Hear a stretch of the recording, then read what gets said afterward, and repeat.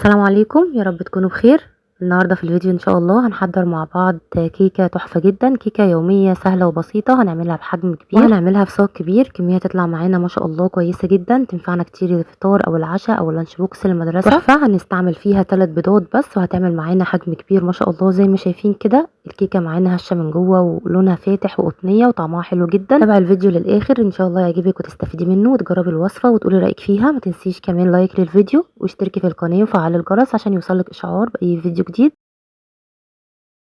استخدمت فيها 3 بيضات بس، ضفت عليهم نقطتين من الفانيليا، وهضيف عليهم كوبايه ونص من السكر، وهضيف عليهم كوبايه ونص من اللبن، وهضيف كمان كوبايه من الزيت، وهضيف كمان معلقه كبيره من الخل.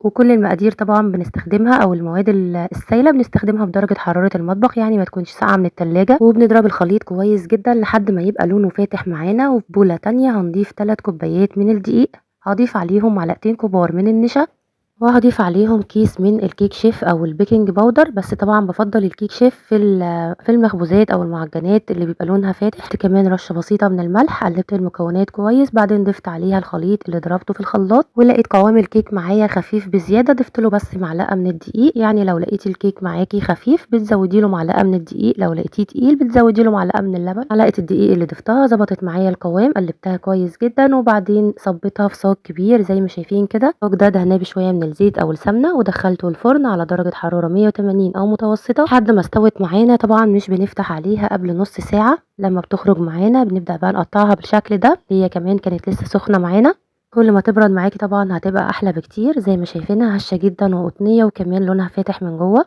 طعمها بجد كان حلو قوي، كل حاجه مظبوطه فيها، السكر مظبوط فيها، كل المقادير مظبوطه. ان شاء الله لو جربتوها هتعجبكم قوي.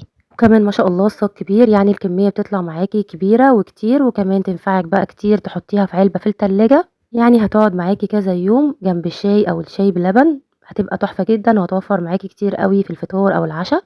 رصيتها زي ما شايفين كده، وحطيت كمان جزء في علبه. الكميه ما شاء الله زي ما شايفين، والقطعه كمان كبيره زي ما شايفين كده. ممكن كمان تقطعيها لقطع صغيره اكتر. ما شاء الله من جوه هشه وقطنيه جدا وطعمها حلو قوي. جربوها ان شاء الله تعجبكم. اتمنى يكون الفيديو عجبكم، تكونوا استفدتوا منه وتجربوا الوصفه وتقولوا رايكم فيها. ما تنسوش بقى لايك للفيديو، اشتركوا كمان في القناه وفعلوا الجرس عشان يوصلكم اشعار باي فيديو جديد. واستنوني فيديوهات جديده ان شاء الله، وافكار جديده وافكار سهله وسريعه، افكار حلوه وحادق. اسيبكم في رعايه الله، السلام عليكم.